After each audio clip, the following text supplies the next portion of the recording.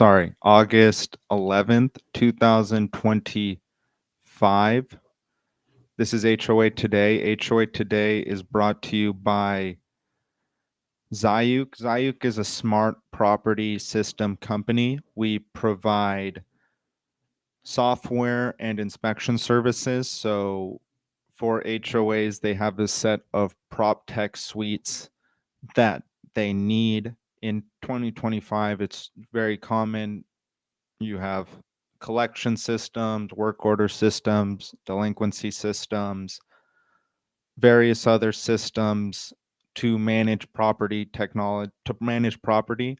And Zayuk holds all those features, and we also provide inspection services where we handle reality capture and use those reality captures to give you a context of your property, a quote unquote digital twin.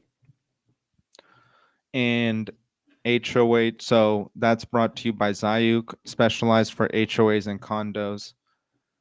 And we will go through some of the current events in the world of HOA.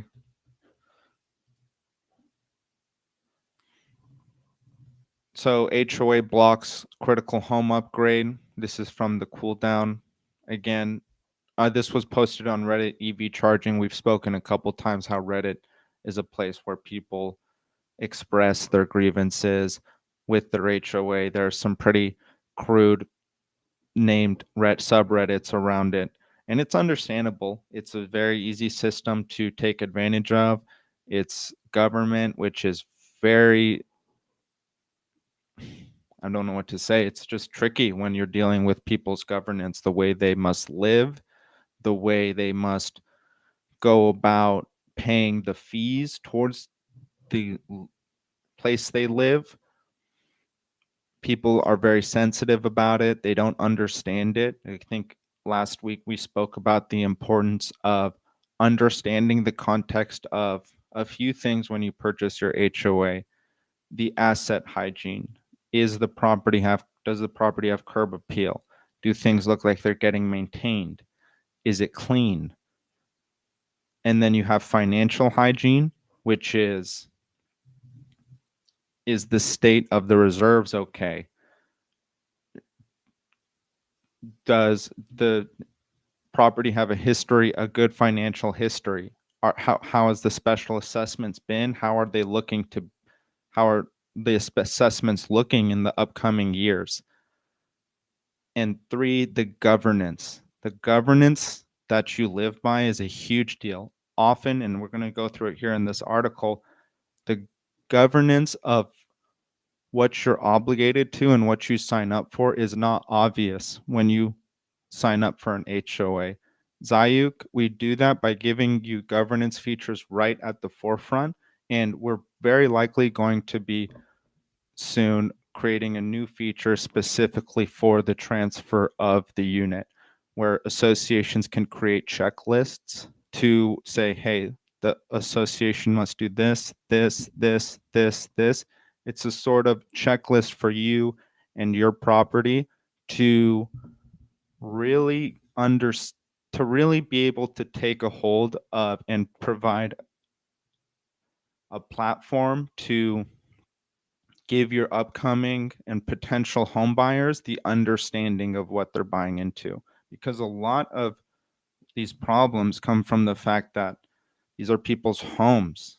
They feel they have ownership. They purchased this home for hundreds of thousands of dollars, possibly millions of dollars, and now they're being told, you can't do that. You can't do what you want to do. So it's in everyone's best interest. And people, that's why HOAs get demonized, but all the while, you as a resident can choose to not even take part in the maintenance of your property, which in of itself is not obvious how to do it, what's right, what's wrong. And that's a lot of responsibility. And as homeownership becomes harder, as that, which is cyclical, but in this moment in time, it's harder than it was, say, a few years ago with low rates and a, a more booming economy. But we're still moving to a place with more communities, more shared living systems, older buildings as well. So there are things being built, but as well here in this country, in the United States, especially here in California, much of the infrastructure was built in the 50s, 60s, 70s, 80s, and then you're coming on decades, 40 years, 50 years, 60 years, and maintaining these types of structures is not always cheap. And to be able to maintain a structure with other people effectively is a very important tool for ownership. If people want to own their homes, they need to trust that the home they're purchasing into will make them money. And so, I'm sorry, let me scratch that. Not make them money. That was a poorly worded and not true statement. It's holding its value, which may not be the HOA's fault. If you say purchased in Austin, there was a huge boom, huge crash.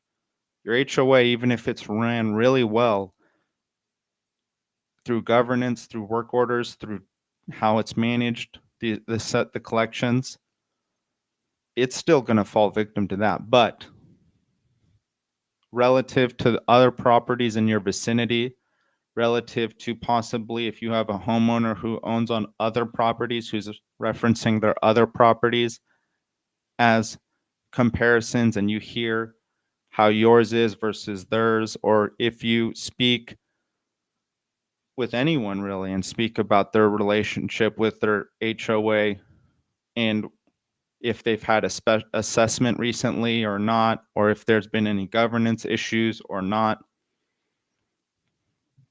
It's an intricate process. So we'll continue here. And that's why systems like Zayuk, very important. Zayuk is one of the few, if I don't know another. I mean, I would love if someone would come to me and tell me there is another system that does what you guys do, that provides the digital twin and the inspection service. And there are others that provide inspection services, but compared, most of these are survey grade. I have seen few that are specific to, let's do this, specific to property management, specific to, in the sense of bringing the collection system into it, bringing the vendor appropriation system into it, bringing the meeting system into it. This is fairly different process. And the digital twin industry is one of the ones noted by Zhen Huang as being an AI sub-industry, an industry that will grow in the coming years. I don't know which exact place. I believe he said that in the White House. He was at the White House at some point in the last 6 months, and he mentioned that. And Zayuk is honing in on the digital twin and our vision of that, which is data-driven, omniverse.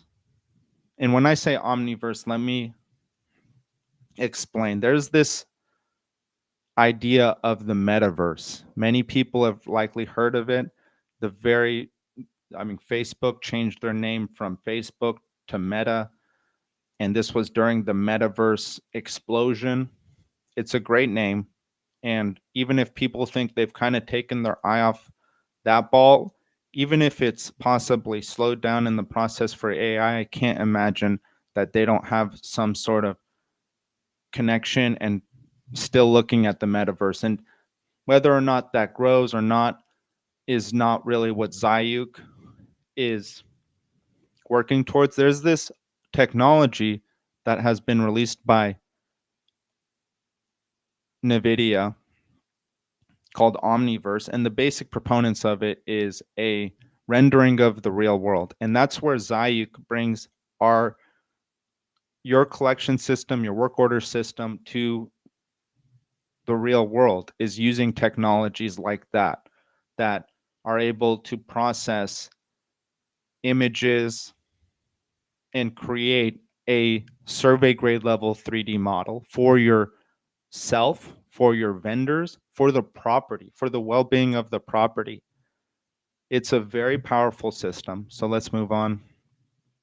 And it also brings in some real world aspects like governance, voting, the idea that, wait, you actually are set to these obligations. It's not just about the basic maintenance. It's not just about taking the money and spending it appropriately. Those are very important aspects of it, but it's also about, again, that was my third pillar. So first was asset hygiene, second was financial hygiene, third is governance, understanding governance.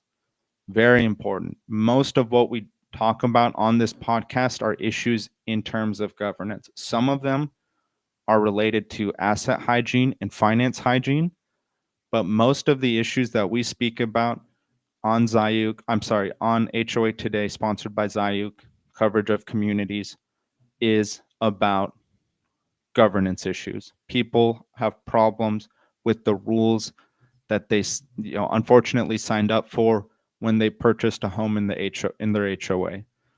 And so Zayuk has brought governance as a core feature. We make governance something that's take it from something that's document driven to something that's data driven. And with that, you create these ideas in digital twins, such as digital threads, a connection between all these data points. And you can think of blockchain as a digital thread. I do. It's like they're literal blocks, and then you just have chains, and it's just a connection back. And the way that people determine whether those blocks are legitimate or illegitimate varies, and that's where a lot of the differences in Bitcoin, Ethereum, XRP. Granted, there's more differences in the back end with some of those, with all three of those, but the proof of the legitimacy varies across those technologies. And XRP has a very interesting way of doing it, but I'm not going to continue into this. I apologize for getting too deep. I guess the point I was trying to make was that there is a digital thread to be included in governance. And we make that data driven to create those digital threads. And we allow you to connect them to work orders, to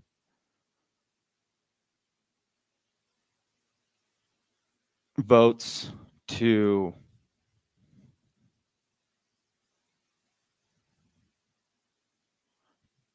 work orders and votes, and those allow you to have traceability of what's going on, and we give you platforms to distribute those, which a lot of people do. But as we get into the transfer protocols, and when I say transfer protocols, those are, yeah, it might sound technical. It's not supposed to be too technical. It's just a set of instructions that users will define for the transfer of their property. And that will give people there's a few issues. There needs to be an inspection process to make sure that the property is in accordance with HOA laws, so that when it's delivered to the next owner, the owner has a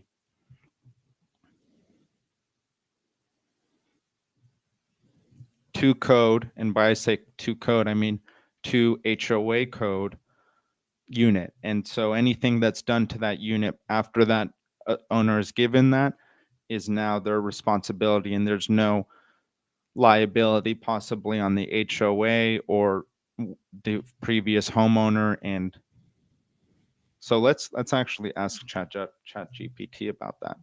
That's a good. Or I'm going to go to Claude. I've actually been, believe it or not, using Claude. It's fantastic. And I'm using Claude Sonnet 4. I guess there's others. There's haiku. I'm going to stick to Sonnet 4 for now. Okay. So, what are the laws across California? I'm not a lawyer, and none of this is legal advice.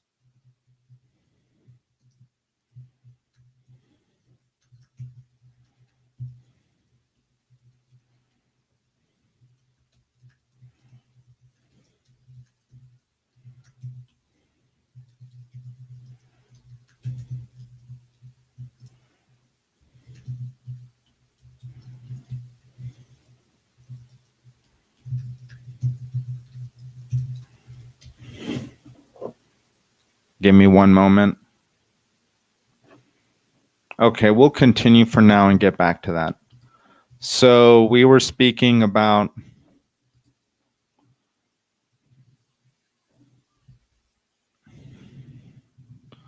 HOA denied the request to install an EV charger in a deeded parking spot.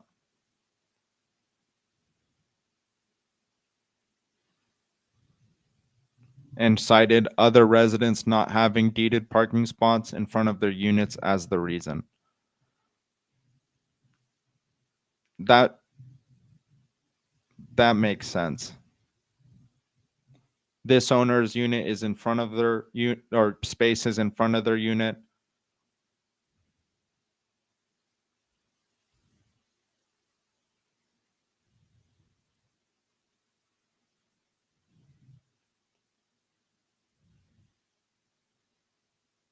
This is stating a New York law, quote, keeps groups from denying these requests. The law states that HOAs, quote, may not adopt or enforce any rules or regulations that would effectively prohibit or impose unreasonable limitations on the installation of an electric vehicle charging station, unquote. And let's find out what law that is.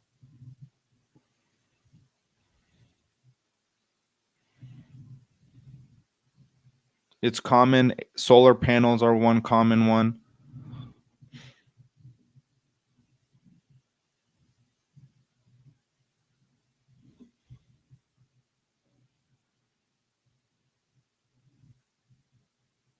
The right to charge.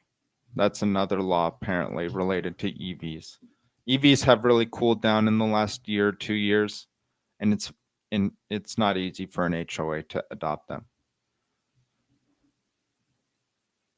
So this law, supposedly Senate Bill S8518A, passed 2021-2022 legislative session, quote, enacts the Electric Vehicle Rights Act, unquote. This is very interesting. It was introduced, went through both committee assembly and committee state, on floor calendar assembly to on floor calendar Senate. I'm sorry, in committee Senate previously, passed assembly, passed Senate, and oh, this isn't even okay. This says it was never delivered to the governor or signed by the governor. In that case, it seems that this ruling is referencing something that did not pass the Senate. That's interesting. None of this is legal advice, and I'm not a lawyer. None of it. This is just going through current events to learn the issues people are facing every day in their homeowner associations, in their shared living systems, and to bring these highlights to people. And it's all sponsored by Zayuk. Zayuk is a smart property system that handles software and inspections. We are one of the few that take this idea of digital twin, where the real world is brought into a digital space for not just humans or computers, but humans and computers. It brings a synergy where both AI and a human understand the context of what's going on in their property, and it gives people the tools to handle their infrastructure, their construction management, and visualization context that homeowners who are at times worried about their value or what's going on in their property, you're able to deliver something to them. Okay. This from Martin County. Stewart man arrested accused of taking over $800,000 HOAs in Palm City by Olivia Franklin. Arrested July 1st. Released August 6th by, according to complaints and arrest affidavits, released August 6th. Charged with second-degree theft, first-degree grand theft, second and first-degree grand theft, organized fraud, and obtaining property less than $50,000. Bond was at $2.1 million. Martin County Jail.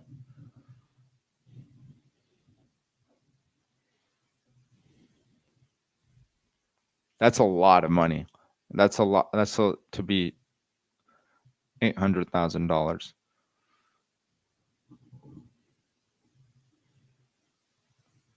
Starling recently hired a new property management company and while reviewing records, discovered discrepancies in the community's banking accounts while under the management of C&M Property Management LLC.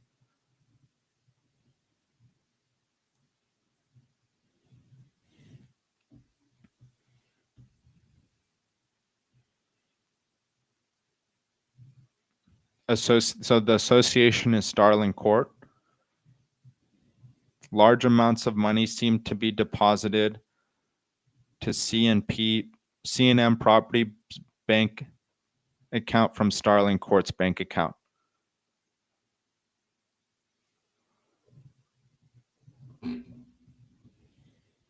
A detective was assigned to the case and met with the sheriff's office. Large transfers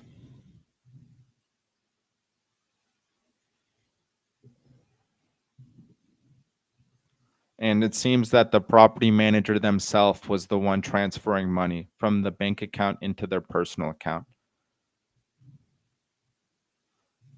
Wow. A subpoena for bank statements with Truist Bank on July 2023. Large transfers.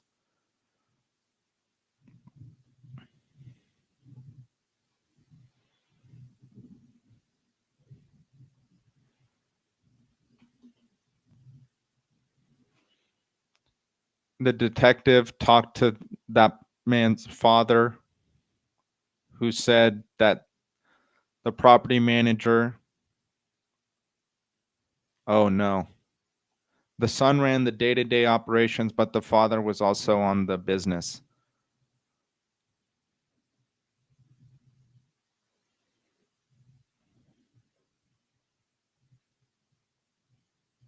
And they used Appfolio.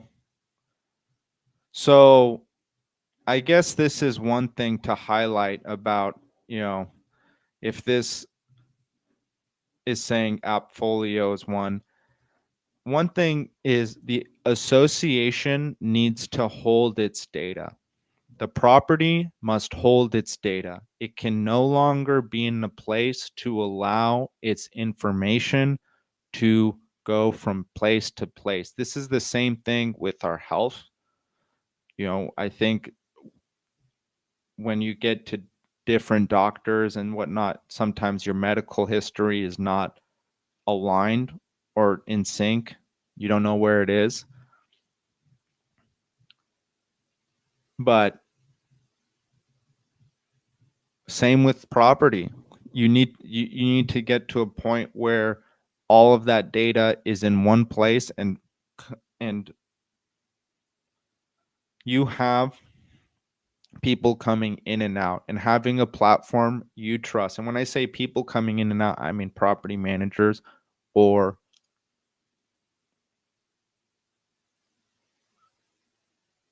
vendors. Vendors are the ones doing the work on your property, so they're going to be the ones that need to have the tools to understand the context. So this goes to our RFP process, our contract process, many different processes where you can use that visual context, that survey grade level visual context to understand your property. So let's go back to Claude. So this is from Claude, under Davis-Sterling Common Interest Development Act, required disclosures. I'm not a lawyer, none of this is legal advice. Please reach out to a lawyer that specializes in HOA, but this is from Claude. The HOA must provide disclosure within 10 days of receiving a request. A written or electronic estimate of fees must be provided using a specific form. If the seller's responsibility to provide certain HOA documents to buyers, and this is required by law. So likely you do get the laws and you just don't pay attention to them. And that's often what happens. Texas has specific requirements under Texas Residential Property Owners Protection Act. Sellers must disclose if the property is within an HOA using a document called the subdivision information, including resale certificate for property subject to mandatory membership in a property owners association. That is a mouthful. Must occur before transfer of titles and provide the buyer with a resale certification by the period specified in the contract. HOAs must have certain information on its management certificate, name and mailing address of the HOA, contact info of the person managing the HOA, and website for HOA's dedicatory instruments. HOAs must electronically file these certificates within the Texas Real Estate Commission. And then fees are capped for delivery of subdivision information. In Florida, by the Florida Homeowners Association Act, regulations vary greatly, some requiring written notices.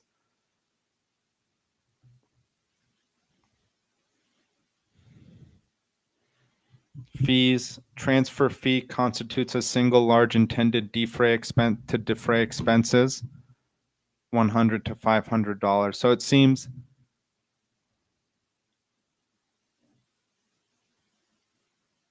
so there are developer responsibilities furnishing essential HOA documents to buyers, but it doesn't say there's regulations in Florida for owner to owner transfer.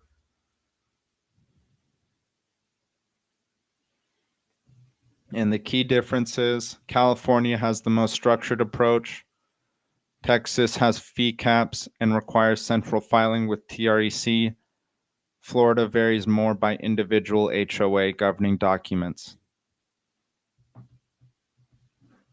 Okay.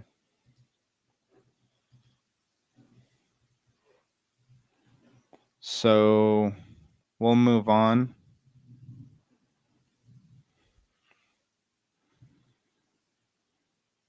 Nevada Revised Statutes 116-310-0884 to board disclosure obligations following regulatory settlements.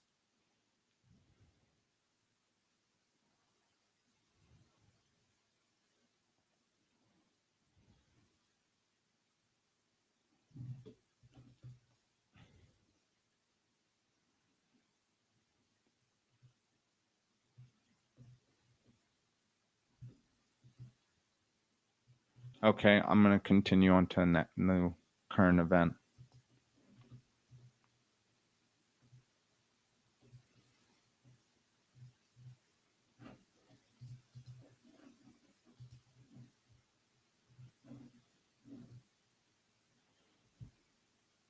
So again, another issue with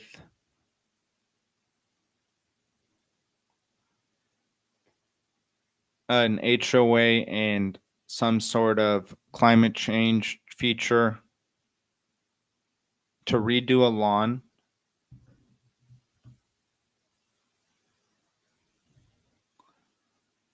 One homeowner was sued for $2,000 or attempted to be sued for using native plants in her yard.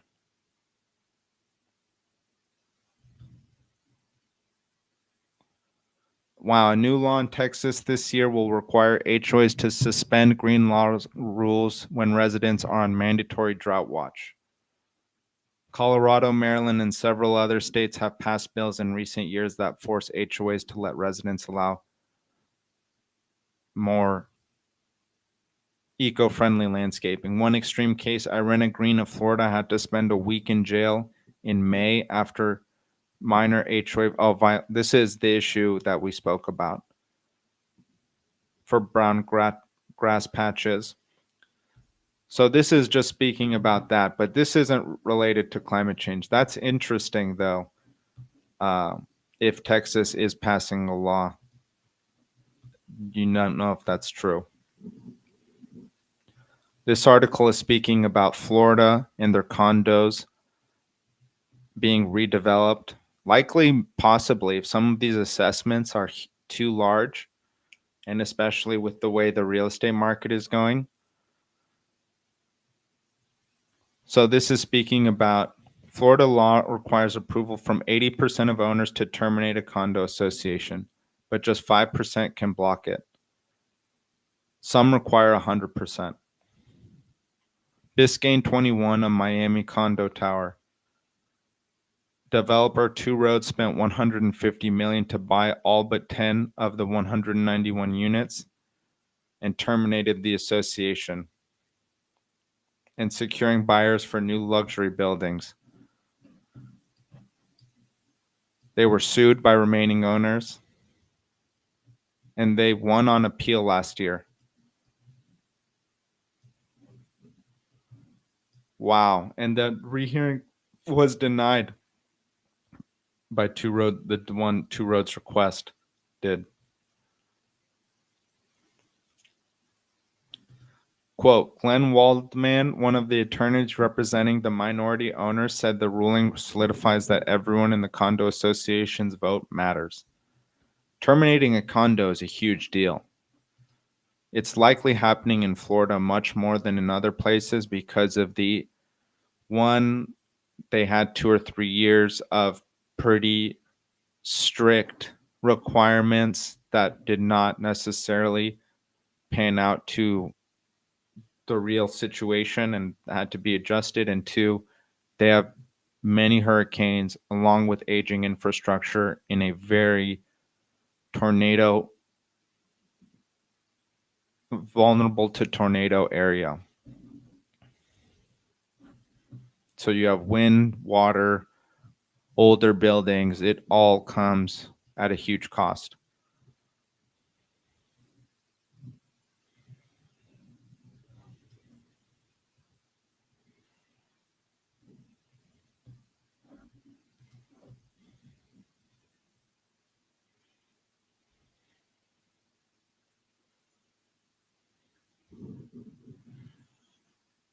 And this could put Two Roads is in a terrible position.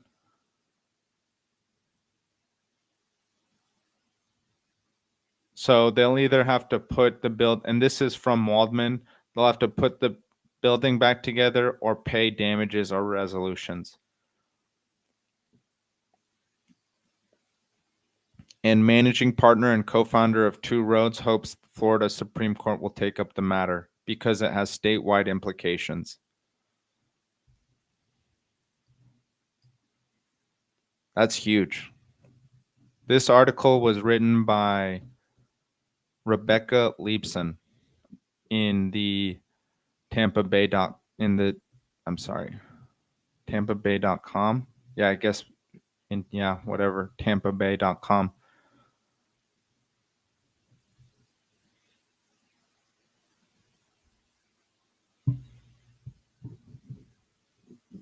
Another case of that, Tampa group of owners at Grand Oasis sued the condo board. West Shore investor took a majority of units, and the bylaws were changing unlawfully.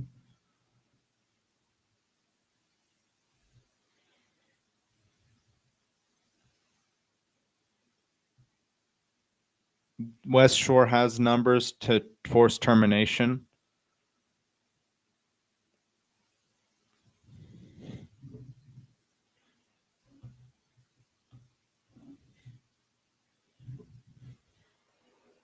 And so this is becoming a huge issue.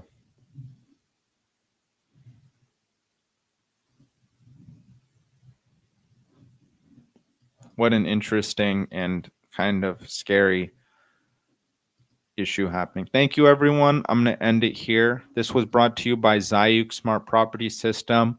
We give you the tools to understand the context of what you own when it comes to real estate and real world assets. Thank you. Have a great